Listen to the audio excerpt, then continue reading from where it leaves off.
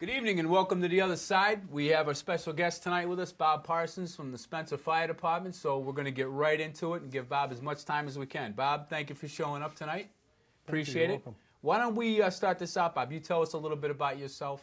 Tell us some of your experience, some of your background. Kind of fill the folks in at home on what you're about. Sure.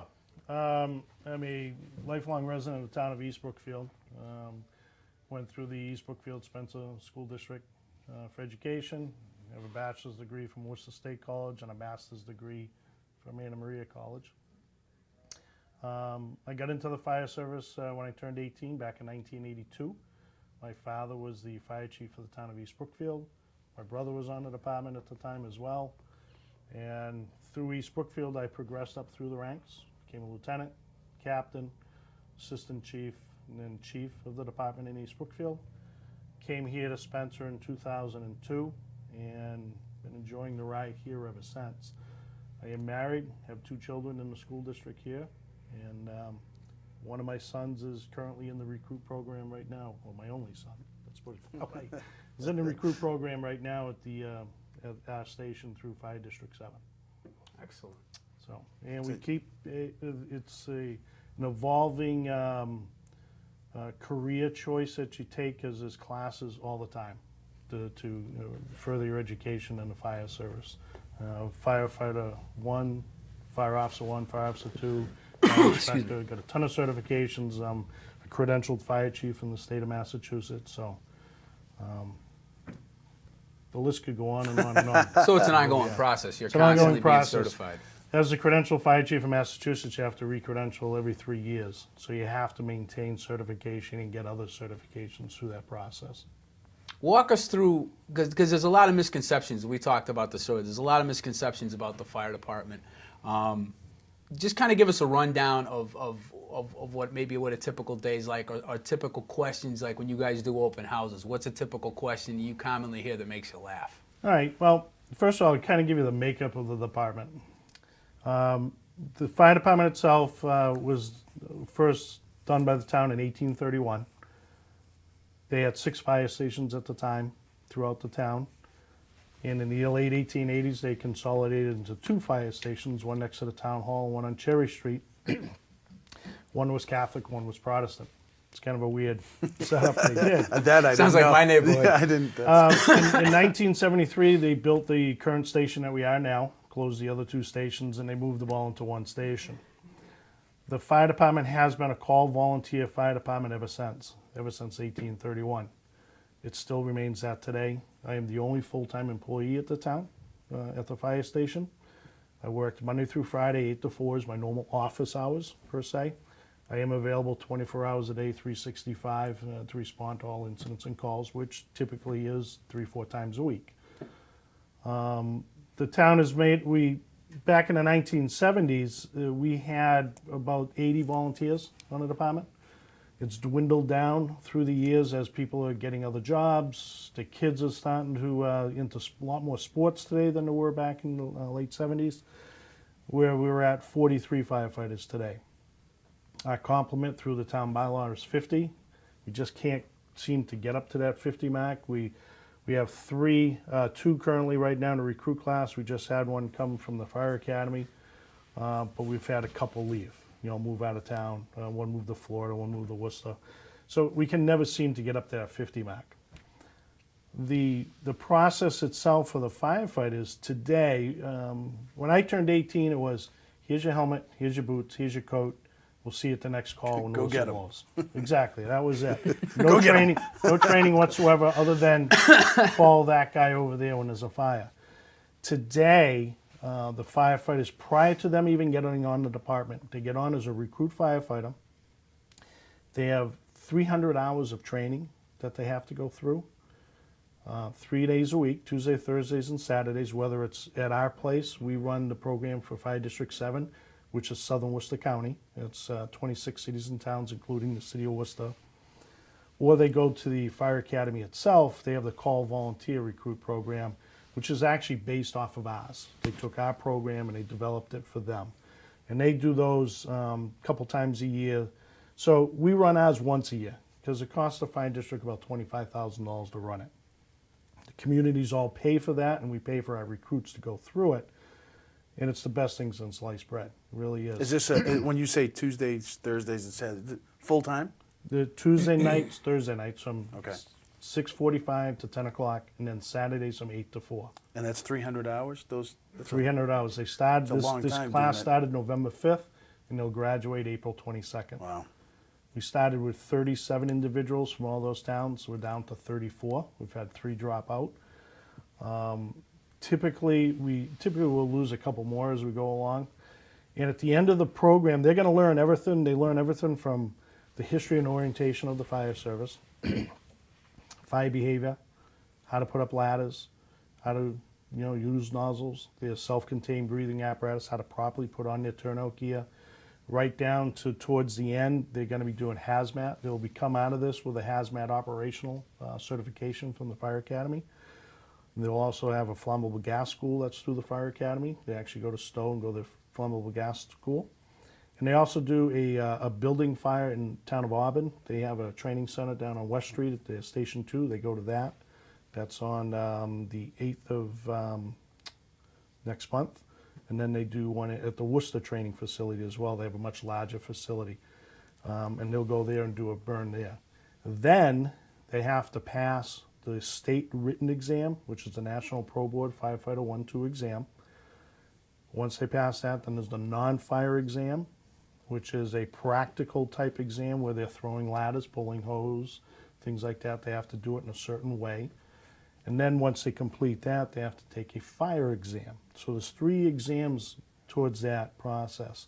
The fire exam is they go in and do a flammable gas fire, a vehicle fire, a building fire, could be below grade, above grade, depends on what it is that day.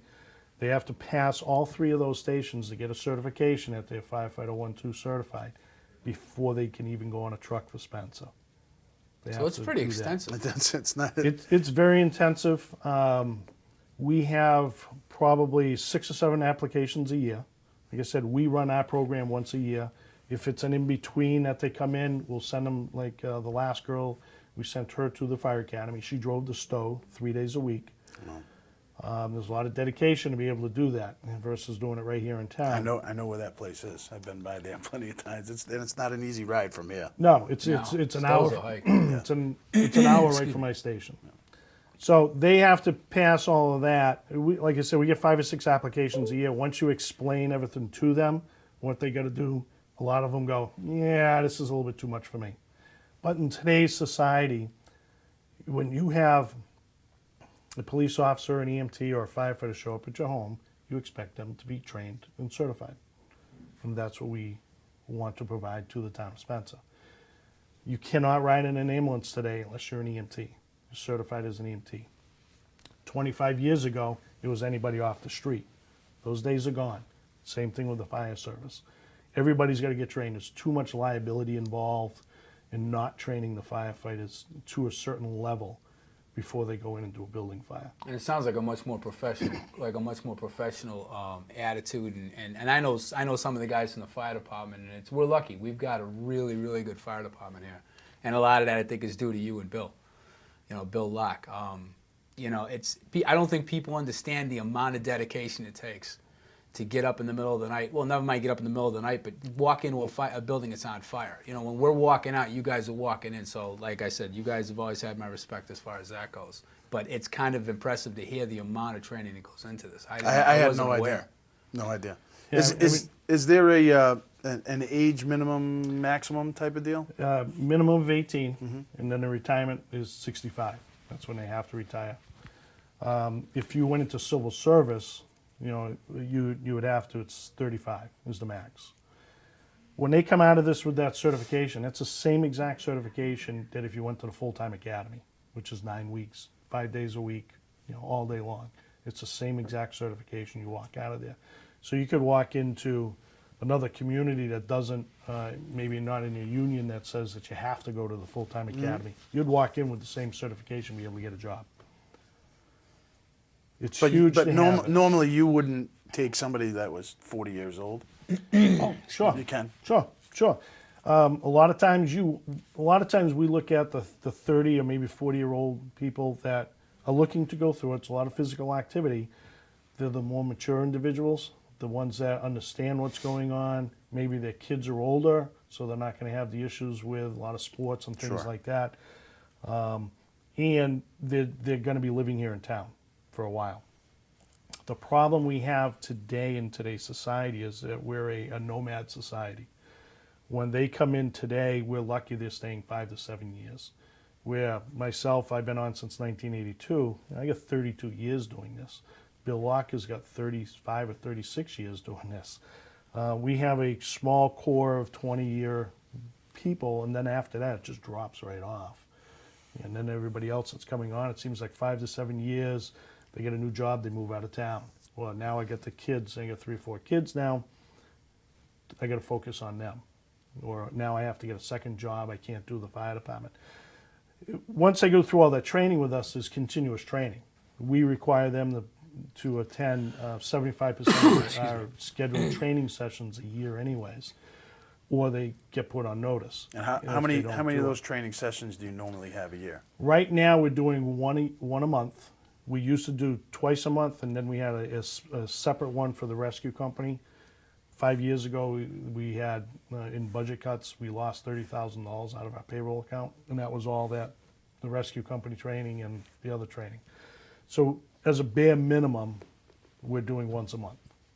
They can do other training through the fire academy that they would like. They can take any classes, they're all free through the state. It's just finding the time to do it a lot Sure. of times. It's tough. I wish we could do more training. It's just finances dictate that we can't. Because if we have them there and it's mandatory, we got to pay them. And how does that? And that's something that I don't think people understand. Like if you guys show up to cover something, like I know that the fire department covered the David Prouty cheerleading competition.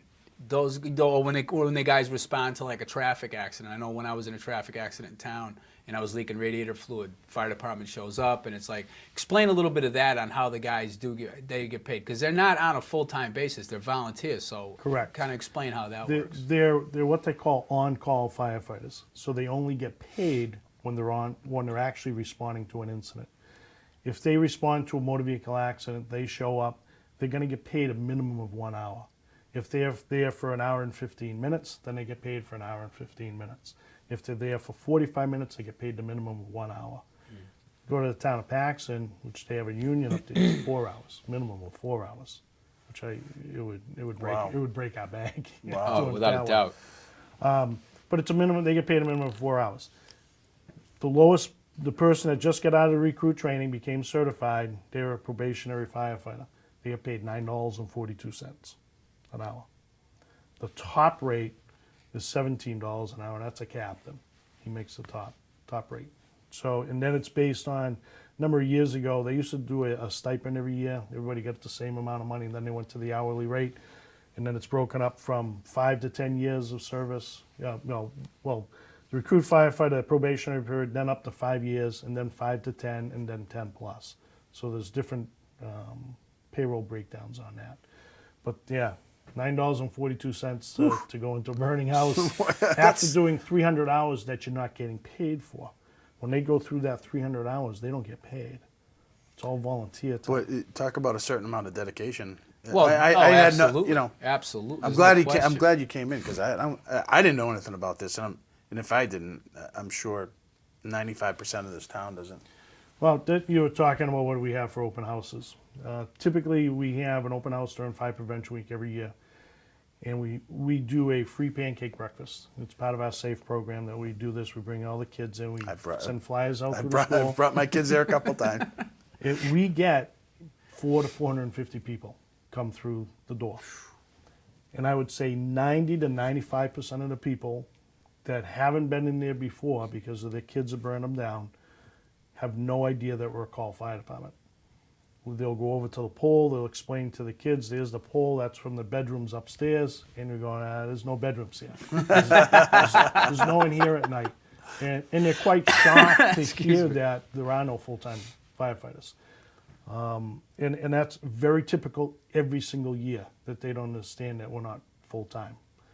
We'll have, for that day, there's a large group of firefighters there, and that whole day that they're there, everybody's volunteering their time. No one's getting paid the entire day that they're there.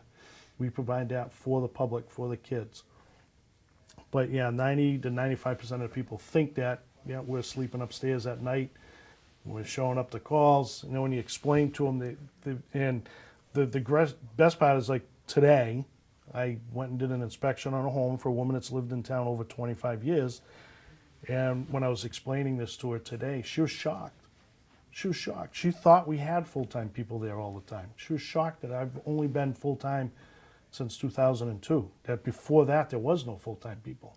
She was 25 she had no years. idea. That's 25 amazing. years. It is amazing if you stop and think about it. Because I had the conversation with Bill's son, and I said, really, people don't understand it's a volunteer, and that's what kind of prompted this whole thing with talking to Paul and Josh and saying, look, I'd like to bring Bob in and have him talk about the department, because for such an integral part of the safety of this town, I mean, let's face it, you guys are always there.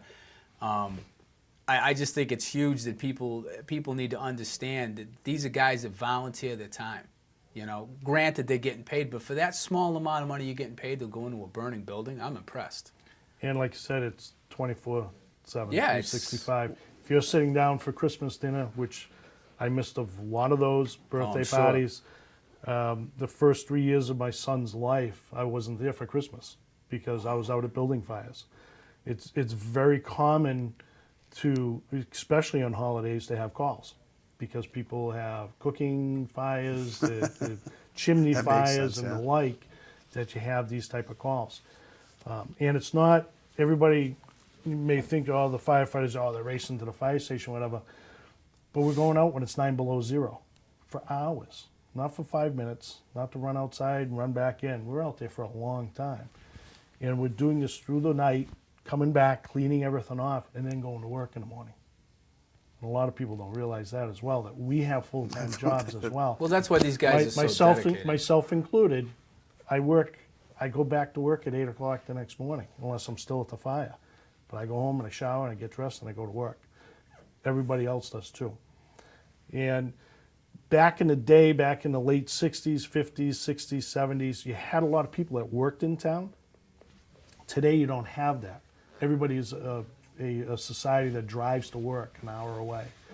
So in that regard, we have less people, and it's not just us. It's a national problem. Everybody has the same problem with these 12 volunteer departments. There is no one that works in town anymore, so you're relying on less and less volunteers. That's why during the day you see a lot more mutual aid being moved around from other communities, because I'll be lucky during the daytime to get a truck out.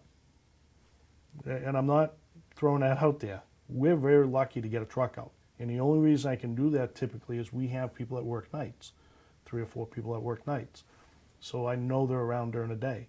If I didn't have those people that work nights, there are times that I'm driving the truck by myself. We went to a building fire 2 weeks ago with myself driving the engine, the girl that just graduated from the Recruit Academy, and one lieutenant on the truck. Turned out to be a very small mattress fire up on the second floor, but that's all we had. Wow.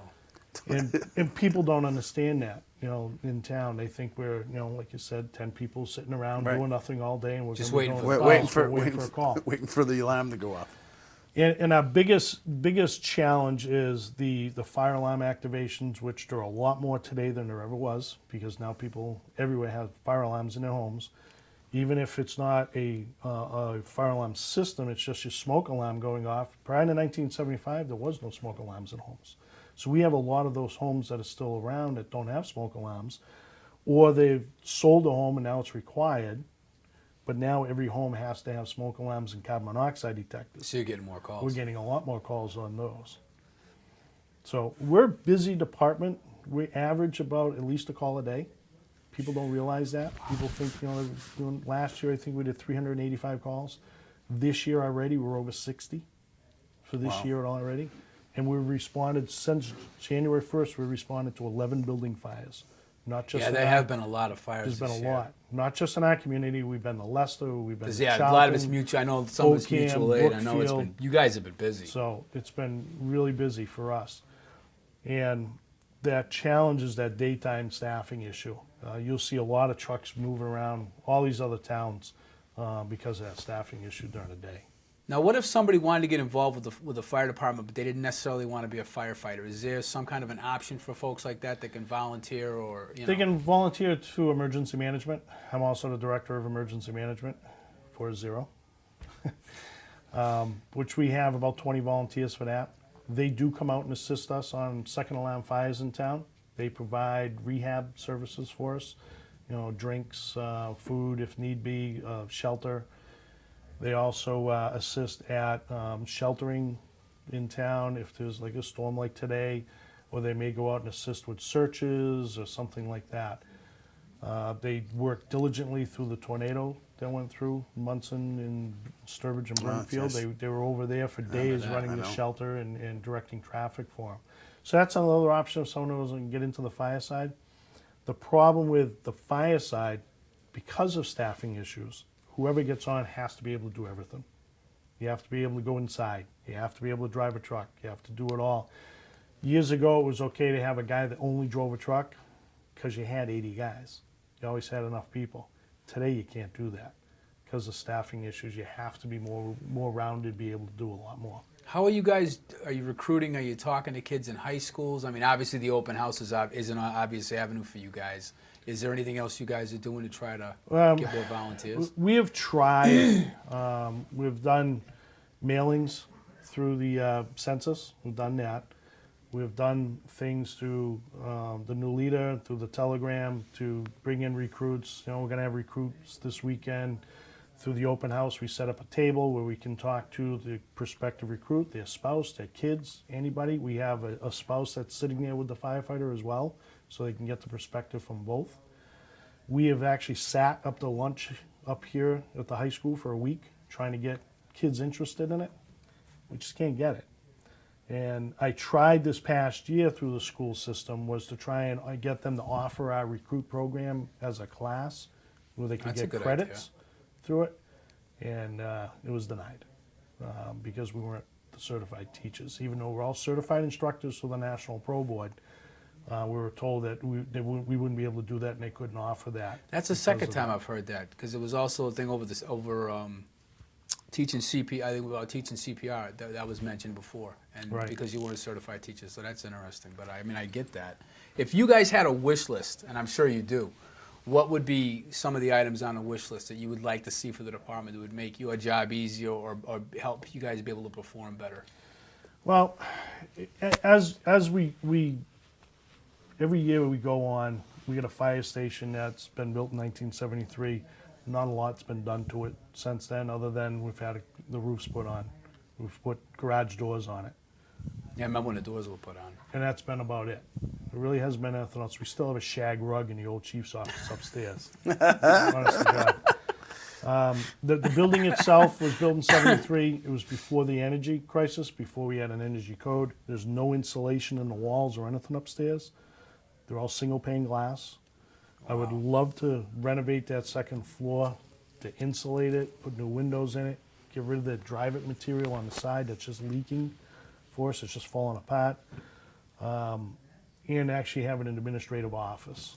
That's kind of our goal down the road. It's part of our capital plan to be able to do something so we can have a real administrative office versus working out of the old dispatch room we have today. The chief's office is actually on the third floor, but we're not ADA accessible. So that's why I'm downstairs. We need to do some updating to the building, bring it into the 21st century. When I first got there, we had one computer. That was it in the whole building. And at least now we have a server. We have a computer. Get me started. We're not in Finland. Don't get me started. Don't get me started. But we've made great strides with a lot of grants. I was going to say that was one of the things I know you built the annex with it, because a lot of people said, "Is this town money that's going?" And I said, the best of my knowledge, I said that was all Bob Parsons procuring grants to pay for a lot of this stuff. We've gotten about $600,000 in grants since I came to Spencer. Wow. We've replaced bunker gear back in '02, which, as you're starting to see now at this last town meeting, we had to start replacing it. We've been trying to get into a replacement program in our budget where we do 5 a year, so we can meet that 50-year. There's a 10-year lifespan on turnout gear now. You can't do any.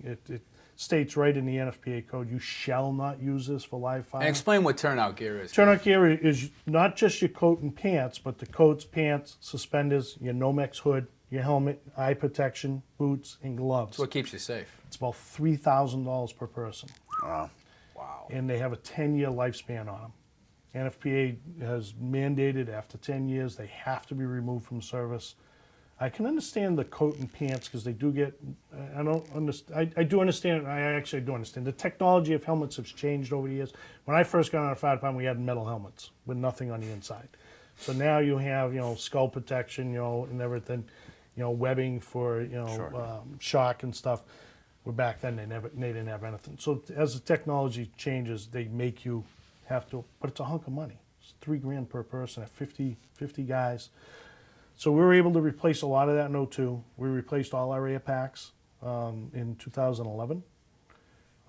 We've replaced all our low band radios in our trucks, low band pages at one So it's a point. gradual.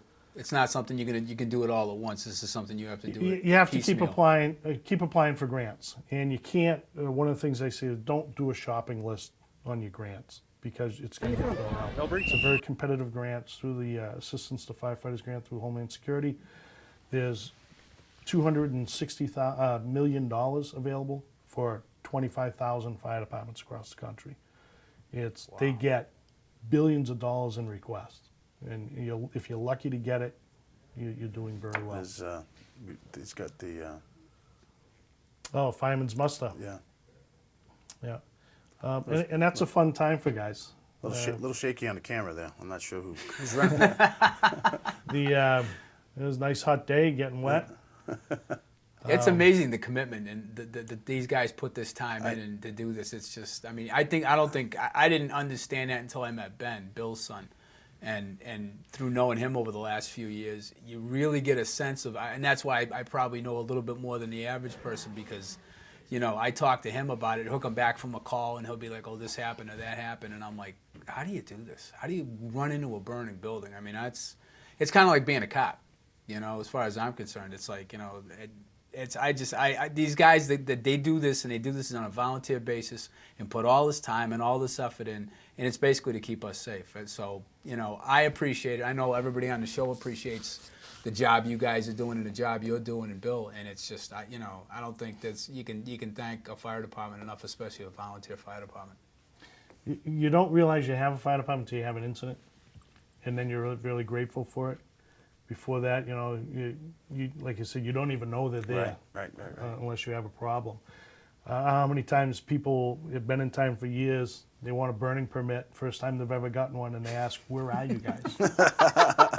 And you say, Wait a minute. You need a burning permit? Across from the package store, that's all you got to tell them. No. Honestly. That's how you tell I them. know what Country Spirits Yep. are. I said, Right across the street. And they said, oh, you're near the amazing. police station? I see, yeah, we're the bigger building next to the police is station. Look for the red trucks. Yeah. If somebody wanted to get in touch with you, Bob, if somebody wanted to become a volunteer or like I said, work as part of emergency management, what would be the best way to get in touch with you? The best way to get in touch with me is email. And my email address is right on the town's website, on the fire department, or they can call the station at any time and leave. If we're there, we'll answer the phone. If not, a voicemail, and we'll get back to them.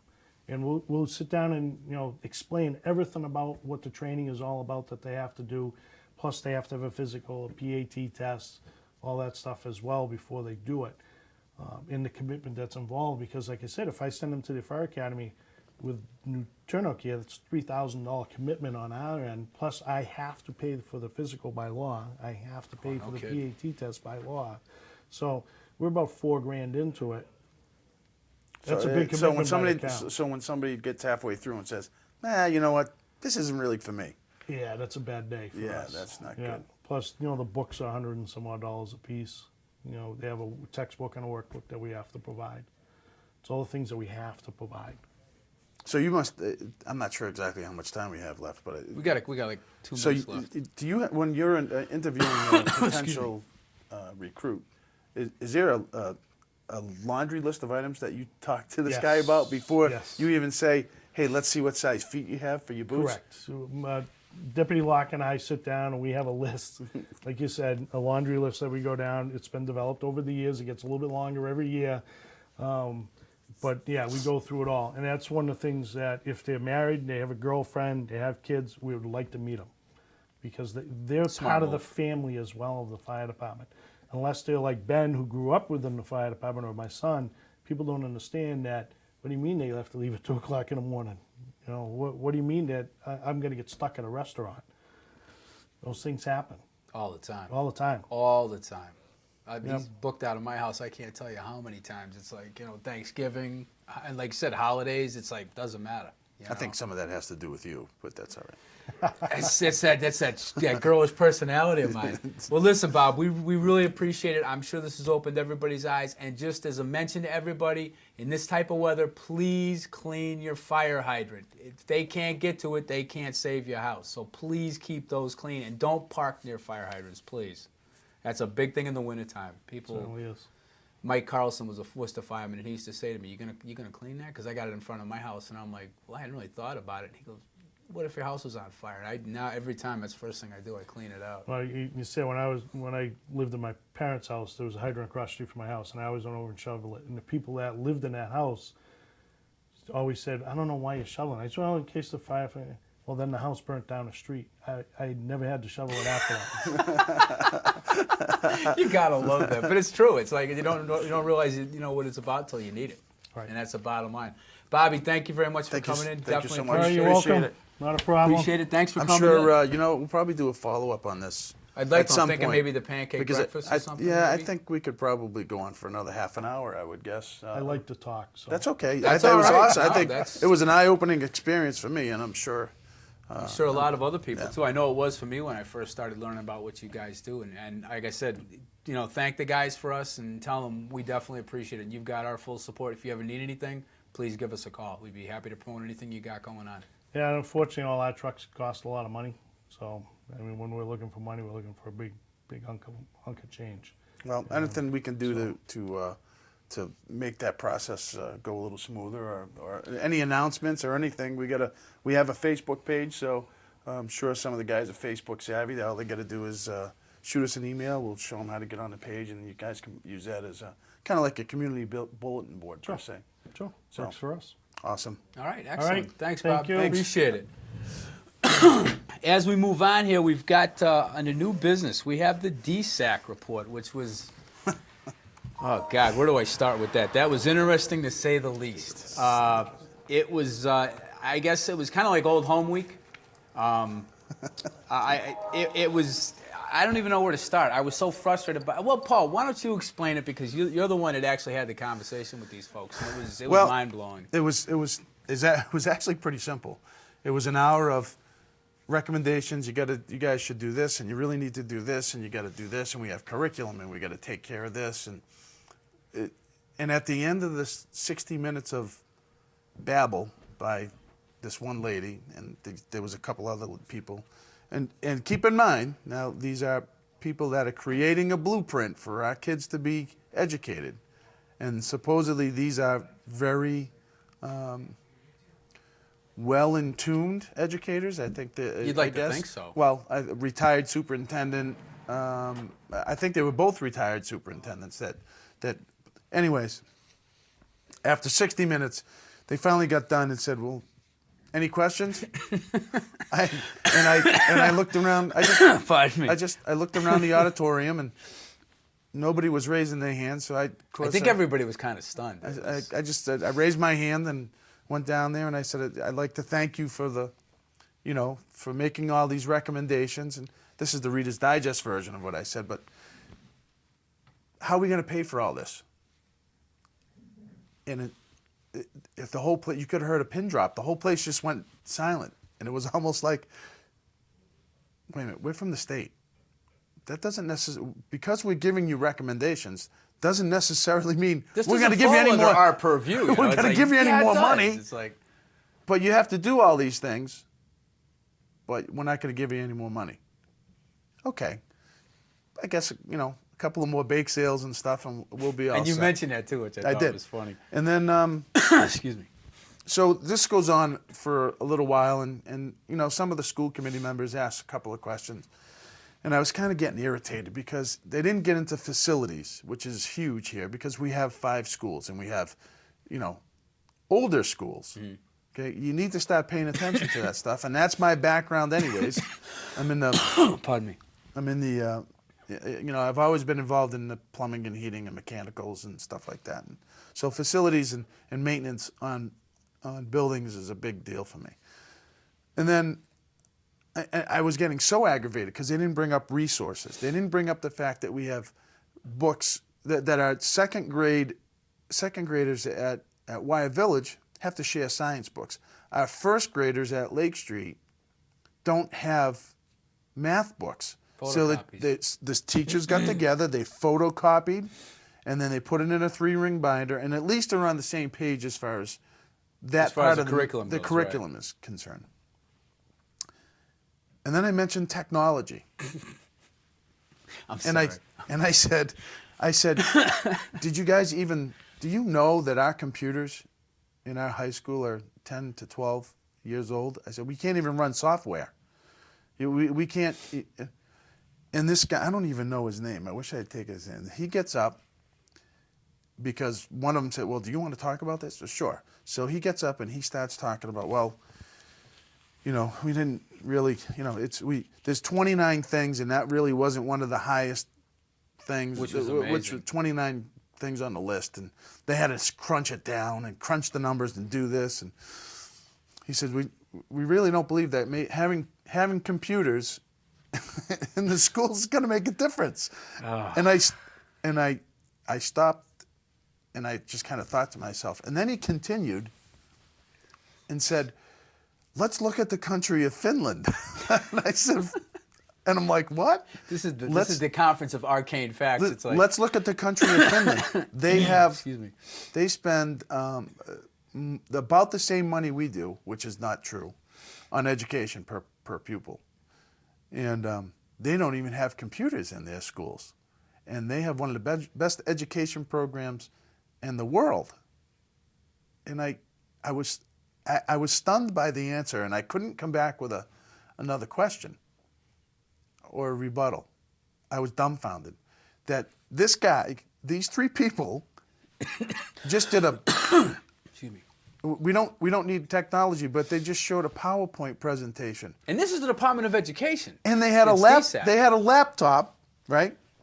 They had a laptop, and they had the PowerPoint presentation on the laptop, and she's running her little clicker, and we see this beautiful presentation, but we don't need that. We don't need computers. I think the thing that amazed me when he said that, I'm just sitting there saying, Finland. We're Massachusetts. We're like outside of California. We're probably one of the more technological states. I mean, when 128 and that whole Listen, corridor was doing all the technology. The hospital capital of the world. People travel from all over the world to come to our hospitors.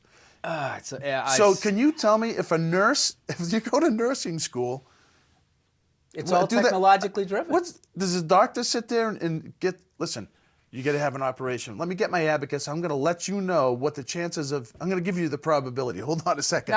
He starts flipping through. And that brings up a good point, because when you're talking about nursing, I went and I did a little bit of research when I went home that night because I was so frustrated. I went in and I said, okay, where does technology fall in the next decade for the growth of businesses? What should kids be looking for a career path? And number 1 was nursing and the medical field, and number 2.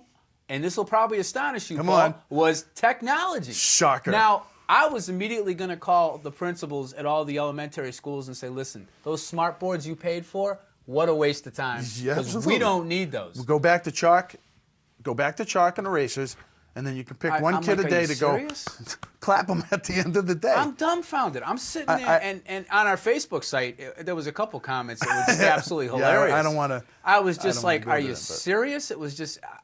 and the other part of that, the DSAC thing, was like the most incestuous relationship I've ever seen. It's like, Dr. Malvey went to school with this one, and it's ironic, and it's amazing that everybody knows everybody in this thing. And that's upper education. When you start talking about administrators, and one of the questions I wanted to ask was, this is great. You gave us all these things we need to do to fix this. You're telling us, sorry, we're only the Department of Education. We can't give you any money. No. Which is a mind blower in itself. But the fact that I wanted to get up and say, I've been in this district for over 20 years, and I've seen personal experience with the last 3 administrators, up to and including Dr. Malvey, and when you're talking about the school committee making mistakes and doing this and that, the first thing you got to change is you got to change the ability of administrators, and I've seen 3 of them do it now. Move money around without the knowledge of the school committee, because this isn't like a line. And let me explain this. This isn't like the town when you go to a town meeting, and you have to vote on every single line item. I've had Adam Gaudette apologize to people at a couple meetings ago because we had to move like $15 out of an account. And that's the way it needs to be set up within the school committee. That the school committee needs to vote on each line item so you always know where the money's going. Not going to happen. Until that happens, all these recommendations don't mean anything, because with Dr. Hicks, he wanted the override, and he wanted to cut school and sports, and at the end of it, after we fought him on it, he actually got up and bragged at a meeting and said, and I left the district in great shape because there was $800,000 in an E&D account. And it's like, yeah, but Ralph, you didn't tell the school committee it was there. And Dr. Naaman, the same thing. That's a need-to-know basis. Oh, it's absolutely, it's remarkable that these people can get up and cite all these things that need to be done, tell you, well, what was one of the things she said that drove me absolutely? Oh, she said, when you said, well, you're telling us how to do these things, but you're not giving us the money to fix it. And she goes, we've been hearing that from a lot of districts. She's like, you're the Department of Education. Don't you think that maybe this might be a bullet point, and maybe you might want to take this to the governor and say, how about instead of giving $300 million to Afghanistan in financial aid, maybe, and I'm going out on a limb here, we invest back into our system and give our teachers professional development days, not 4 hours. Give them full days. Well, did you hear? It was the most frustrating thing I've ever sat through. Chief Parsons, did you see what 300 hours they have to go through, plus additional training? Okay, but we can't afford to send our teachers to professional development. No, and when I was on 2010, and you know what? Wait a minute. You know what that is? It just occurred to me. Pardon me. I know why the Department of Education wants to do this. They don't want smart people. Apparently not. Listen. Think about this. It's a conspiracy. I'm telling you right now. You think about this. If we raise kids to ask questions and be smart, right, we'll never have a non-working government. All of a sudden, we'll have a working government because people will start asking questions. But if you produce mediocre, then... Well, that goes back to what we were talking about earlier. Obviously, folks, that was a joke. Josh, did you want to jump in here? Because I know you had some issues with the DSAC report. Yeah, well, I had a lot of issues with the DSAC report. As far as their presentation went, I don't know. It just... we're over this. It wasn't very helpful. She got up there. She told us, what was wrong, what we can do to do better. I don't know. We're over this. It's time to move on. There's other things to deal with. Yes, we need to do professional development. All of the things that they had in that the curriculum issues. We already knew it all. A curriculum coordinator would be nice. Wait a minute. Don't. Go. Take it easy. Hey. Take it easy. Hey. Take it easy. I don't want you to get riled up. We do need it. We need to get our curriculum aligned. There's so many things that we need to do. And Josh, how would we align our curriculum? Wouldn't we have hung on to our curriculum coordinator? I'm just going to throw that out there. It's a concept. It's quite a concept, but we need to do all this stuff. They're not going to pay for it. They're not going to. They're just going to tell us that we need to do it, and if we don't do it, we're. But it's not. But it's not anything any different. No. Okay. We know that this was a problem. We knew all of that stuff. Okay. I hope we didn't pay for that, did we? No, I don't. I don't believe so. What would have been nice? It would have been a waste of money. They really kind of beat around the bush, and they made bad things try to feel good. What would have been great is if she came in and said, "Boy, you guys really suck." Josh, you're in shambles here. Josh, what what I wish she really would have said was, "I can't believe how abused your school system has been for years." There's an old saying, Josh, and it's a fish rots from the head down. Okay? I don't care if you like Dr. Hicks. I don't care if you liked Dr. Naaman. I don't care if you hated both of them or every single superintendent that's ever come through here. everybody that's been the head of this district has had a hand in this, okay? Everybody, because the fish rots from the head down. Well, this problem that we're having, this financial crisis and the educational crisis that we're having, you can't make something like this up in a year or 2 years or 3 years. This has been going on. This is years and years of abuse, years and years of mismanagement, years and years of people not caring, and quite frankly, people didn't care until you go to them and say, you know, we're going to raise your taxes a bunch of money, and then they get all, you know, freaked out about it, and everybody becomes a Monday morning quarterback. That's the problem. Nobody's interested in it. For years and years, it was, yeah, we'll just go along, and, you know, it's not a big deal. The schools will do what they do, and we'll do what we do, and everything will be fine. And then you get to this point, everything's screwed up. It's going to be so hard to really fix this. It implodes, really. Yeah, I mean, we're in shambles. It doesn't right now. explode. It implodes. I mean, you look at the budget for next year. Let me tell you, it's not going to be fun. This is a disaster. There's a lot of money that's needed just to do very little. So I mean, this problem is big. It's not going away. It's not going to get better unless everybody gets interested and gets serious about fixing it. We know what part of the problem is, Josh, and the three of us have talked about this extensively, is the fact that I think people in this district are willing, and they always have been, to invest in education.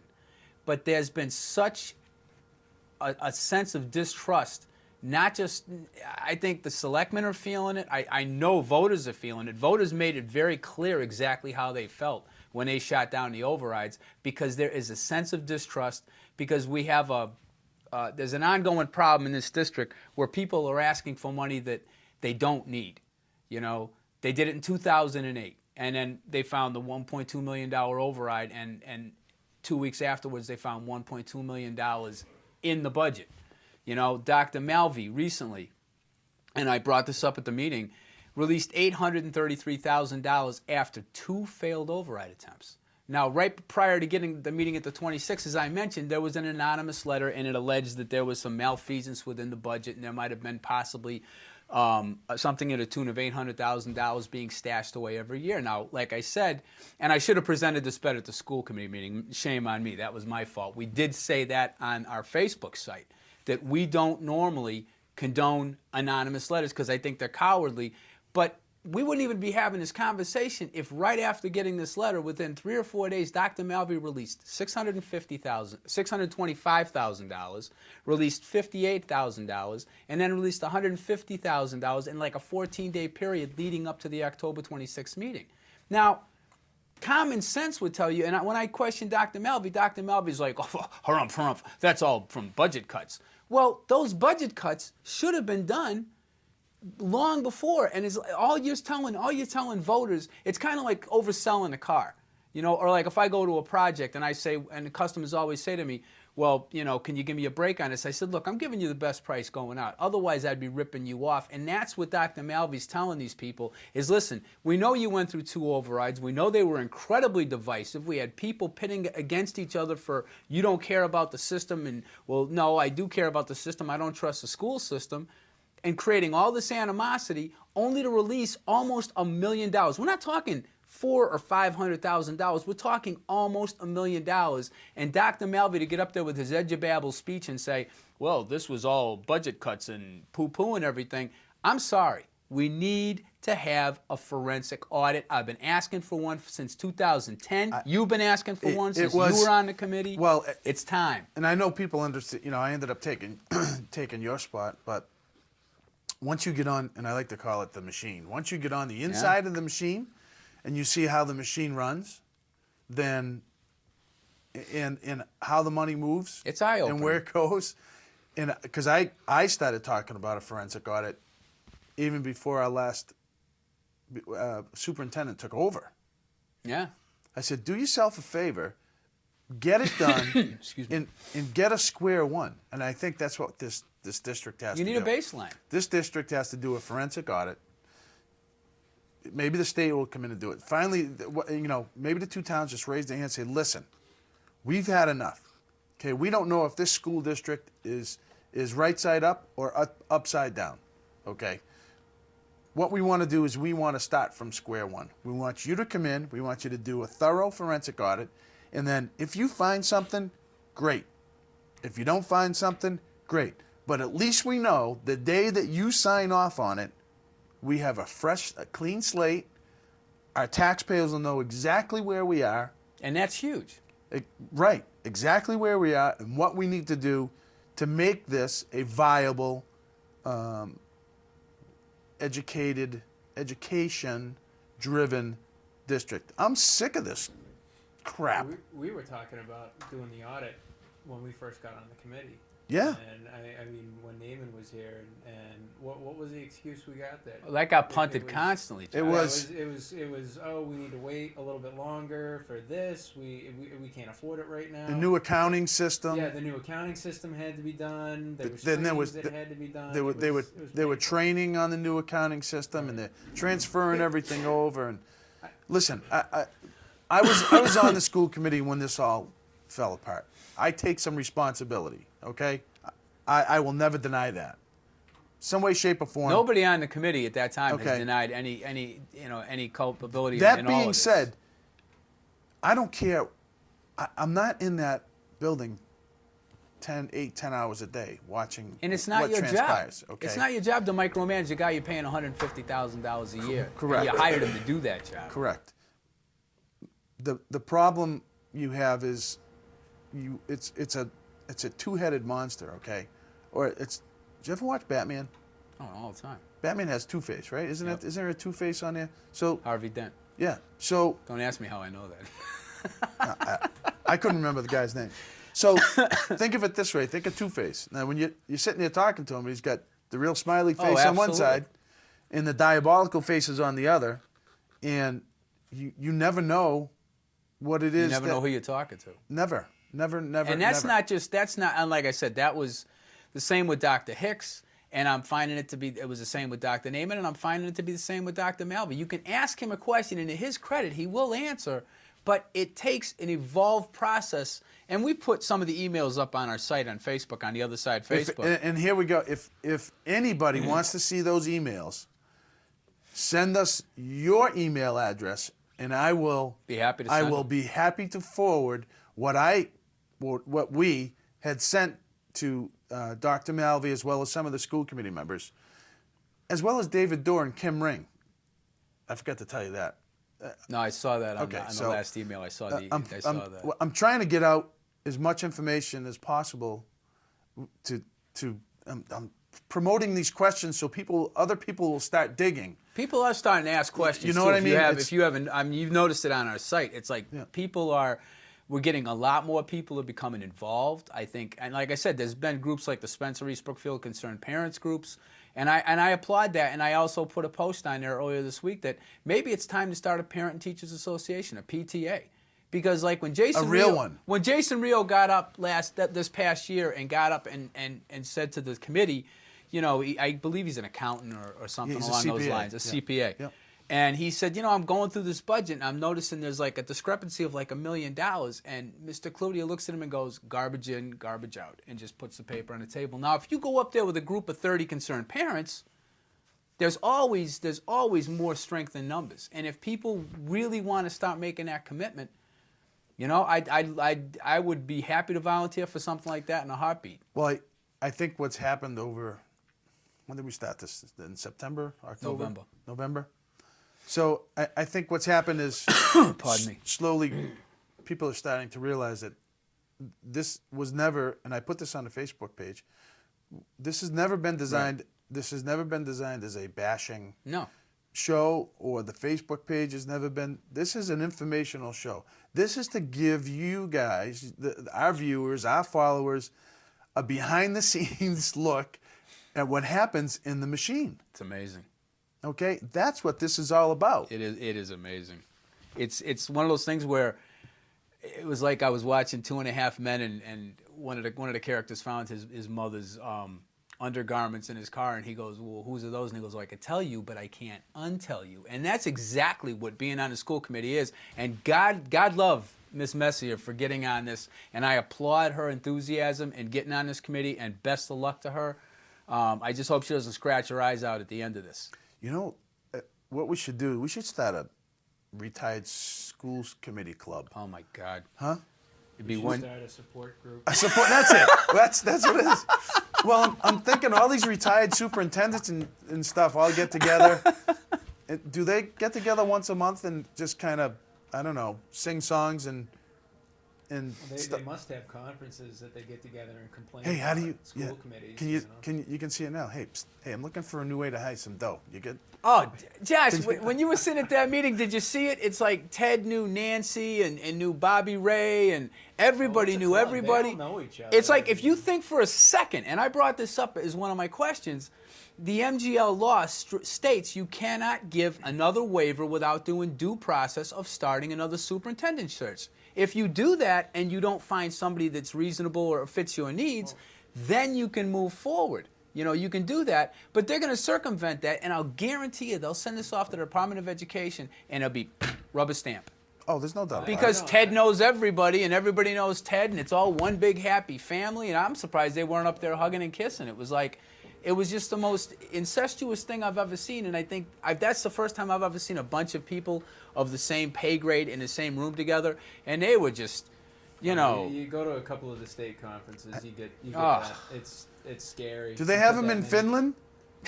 No, but actually, I was at. There's I no was at- Skyping, Josh, you know that. I was at the MASC conference 2 years ago, and in the evening we watched a movie. That was down at about Cape, Finland. right? Yeah, it was down in Hyannis. Oh We my watched God. a movie about how great Finland was, and they got a great school system. All the credit to them. I just don't think it fits here, but you know, whatever. Yeah, but what's the tax rate in I the have country no of idea. Finland? Oh, it's pretty high. And I'm Scandinavian pretty countries sure is those pretty kids high. go to school till about 5 o'clock in the afternoon. They Eight- go eight- for 30. Well, when I lived in 8 to Holland, 5? when I lived in Holland, it was a 13-year system, and those kids went to school pretty much almost all year round. And the courses, I mean, when I was living in Holland, my Dutch neighbors, the kids spoke Dutch, French, German, Spanish, and English, and that was pretty much across the board. I mean, those kids are so well educated. When I first moved there, this was in 1979. I lived there for 3 years. Those kids knew more about our political system than I did, which was embarrassing. Because at that time, I wasn't involved in politics. I didn't care about politics at all. And they're like, well, what about this thing with Carter and Reagan? And I'm like, what's he doing? You know, I mean, I was like, pull the covers What over my about it? head. I didn't care. Yeah. What about You it? know, Listen, it's a different system, and it's a different system for Right. a reason. I mean, you know, look at us. We used to be, you know, one of the top 3 in the world as far as education, and now we're in the middle of the pack. oh, stop now. Middle of the pack is okay. Well, yeah, as long as you set the bar, because you know what we do in education is we aim for the middle. Mediocre. Because we don't want other kids to feel bad. Let's give everybody an education trophy and tell everybody, doing great. It's not your fault. We go for the minimum contribution because that's fine. The minimum. All you have to do is give the minimum. Hit that line of that's required, and you can shut your brain off. Well, people Or- need to or understand close it's your wallet. the Fed's aren't going to give you any money. The state's not going to give you any money. In fact, Peter Durant, Ann Goby, and this will be Steve Brewer's last visit to the Selectmen's meeting. I believe it's in March. The annual wringing of the hands. There's just no money to give you this year, and it's been like that for the last 5 years, 6 years that I've. Then gone. why bother showing up? You could mail it in. You know, I Just mean, put up. it's- Why don't you just put it up? We have smart boards. no. That Put a damn smart- technology thing. Don't let that get in the way. Right? We've got smart boards. We just can't hook them up to anything. Oh, wait a minute, because we don't have any technology. We don't have any. Yeah. we You can't. can write on them, right? The dry erase smart boards, right? I think it's dry erase markers. It's amazing. As long as we have photocopiers, we'll be okay. So we graduated from mimeographs. Remember the old mimeographs with the? Josh, how much time do we have left? Less than a minute. Okay, one thing we do want to send out, I'm sure a lot of people know about this by now, but we'll bring it up again. Dan Martin was injured recently in a very, very serious snowmobile accident. He crushed his femur, tore some arteries up, and they ended up removing his leg. There's they did remove his Yeah. leg from above the right knee. The Webster First Credit Union is running an account for Dan. You can go down there and you can volunteer, and you can also follow some of the stuff we've put up on Facebook. As soon as we get a hospital, we'll get the address up, and we'll get some cards out to him. He's in Bangor, Maine right now, Right. but they're trying to get him over here. And from what I know, they were able to close up the wound, so things are progressing. All right. All right, folks, thank you very much for watching tonight. And again, thanks to Bob Parsons. And please remember to clean those fire hydrants, and we'll see you folks on the 27th. 2 weeks.